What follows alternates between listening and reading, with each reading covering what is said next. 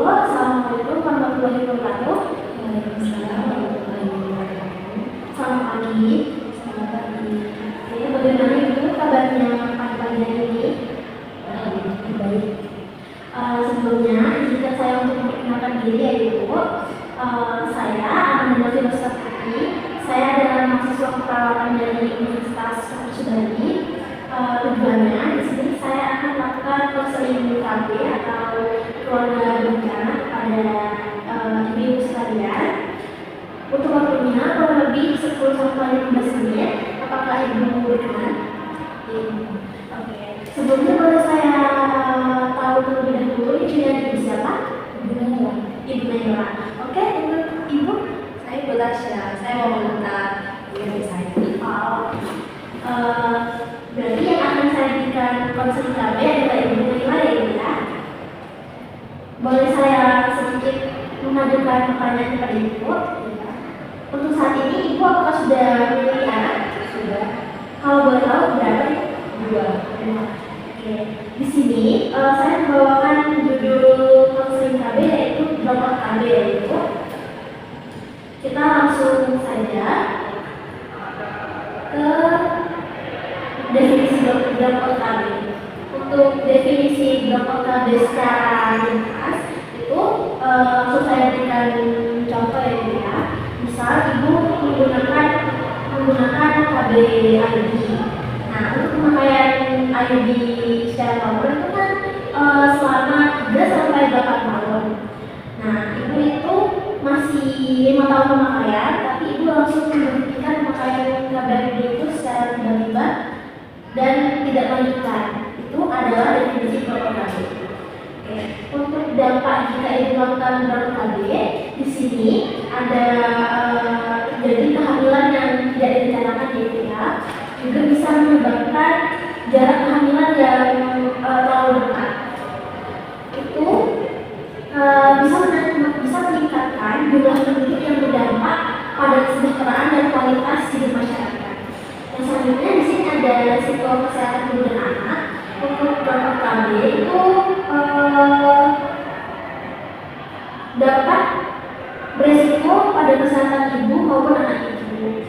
Seperti tadi saya jelaskan jarak kehamilan yang terlalu dekat mungkin bisa berdampak pada ibu seperti ibu akan mengalami baby blues, lalu anak-anak yang tidak terurus dengan baik. Lalu selanjutnya ada penyebab drop KB. Untuk penyebab drop KB-nya itu ada banyak ya. Yang pertama, efek samping kontrasepsi. Seperti saya berikan contoh, misal ibu mengkonsumsi pil KB. Nah, setelah ibu mengkonsumsi pil KB itu, misal ibu mengalami efek samping seperti mual, pusing, lalu ibu merasa tidak nyaman terhadap pemakaian pil KB tersebut, lalu ibu berhenti. Nah, itu termasuk efek samping kontrasepsi tersebut. Lalu yang kedua, dukungan pasangan yang rendah.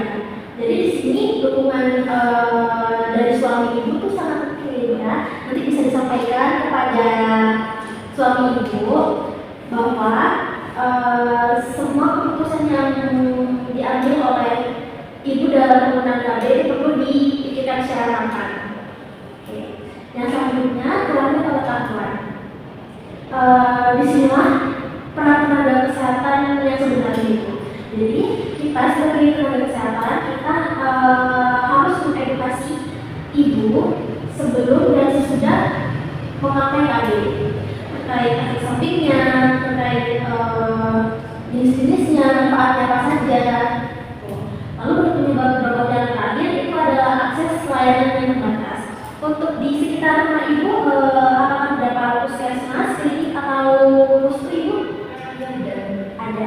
Oke, berarti tidak ada keterbatasan akses layanan kesehatan ya Ibu ya? Tidak. Oke, yang selanjutnya itu dampak drop KB.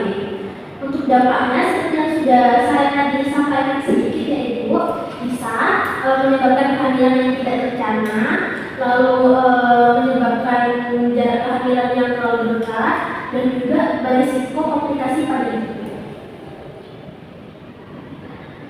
Untuk selanjutnya terdapat pencegahan drop KB.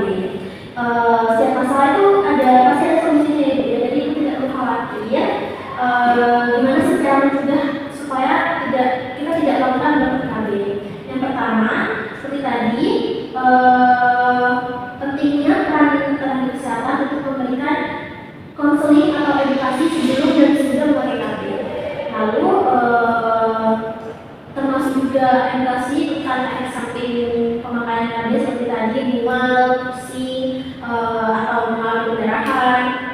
Lalu untuk pencegahan yang selanjutnya itu seperti yang saya sebut tadi, peran suami sangat penting. Jadi jangan sampai lepas dari dukungan suami. Oke. Nah selanjutnya apa aja sih pilihan alternatif KB? Untuk pilihan alternatif KB itu ada dua ya, ada KB hormonal dan ada KB non hormonal.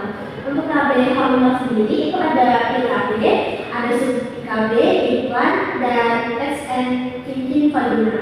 Lalu untuk metode non hormonal itu ada IUD spiral, kondom, MOW dan MOP. Untuk MOW dan MOP itu bisa kita sebut secara gampang mungkin sterilisasi ya. Untuk metode hormonal dan metode hormonal non hormonal itu perbedaannya adalah kalau yang hormonal itu yang bekerja adalah hormon itu menghentikan produksi sel telur atau ovulasi dan mengekalkan kandungan di cervix. Lalu untuk yang metode non hormonal itu yang bekerja bukan hormonal, lalu itu mencegah pergerakan sperma menuju sel telur. Lalu yang selanjutnya ada apa saja sih peran tenaga kesehatan? Untuk peran tenaga kesehatan itu ada banyak ya. Yang pertama memberikan informasi penting seperti yang tadi saya jelaskan, menjelaskan mulai dari jenis KB, manfaat KB, lalu efek sampingnya. Yang selanjutnya itu menangani efek samping. Lalu yang ketiga ada membantu memilih metode yang tepat, dan yang keempat memberikan dukungan dan motivasi. Oke, untuk pemberian edukasi tentang konseling KB sudah cukup ya, sudah selesai. Apakah ada yang ditanyakan kepada saya dari Ibu Nelo ataupun Ibu Tasya? Tidak ada. Ya, tidak ada ya. Kalau begitu boleh saya bertanya ya Ibu Nelo ya. Setelah saya lakukan edukasi konseling KB, Ibu setelah ini akan kira-kira akan menggunakan KB IUD. Oke. Boleh berikan saya sedikit alasannya kenapa Ibu memilih KB IUD? Karena efektivitasnya tinggi dan melindungi jangka panjang. Oke. Ibu ada keinginan untuk memiliki anak lagi setelah ini? Tidak ada. Berarti cukup ya Ibu ya. Untuk pemberian edukasi juga sudah selesai. Jika tidak ada